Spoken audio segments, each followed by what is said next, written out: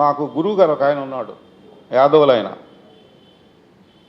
మా గురువు గారు ఒక ఆయన యాదవులైన ఉన్నాడు.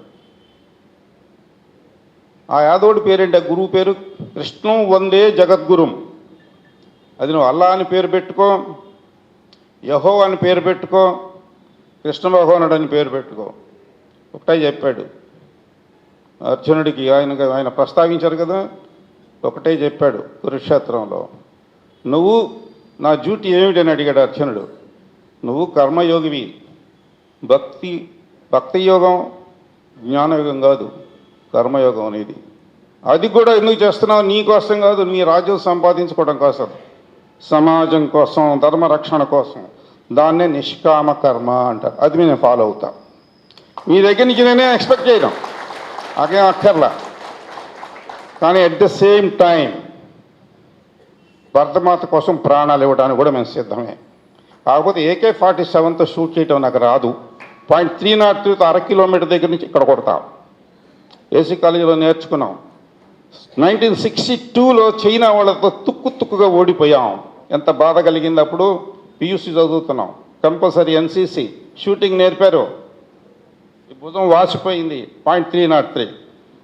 I'm a good shooter also. ఇప్పుడు వెళ్ళమంటే వెళ్తాను యుద్ధానికి. కాకపోతే నీకు 79 ఏళ్ళు కదా, 80 వస్తుంది కదా నెక్స్ట్ మంత్లో, నీకెవడు ఉద్యోగం ఇస్తాడంటారేమో తెలియదు నాకు.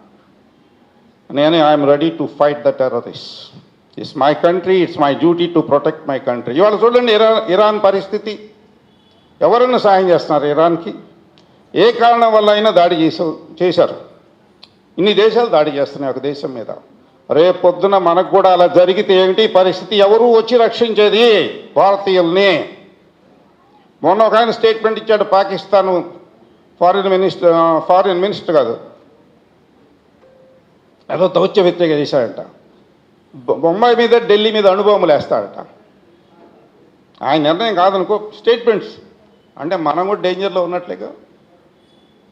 ఎవరు రక్షిస్తారు? జపాన్ వాళ్ళు వస్తారా?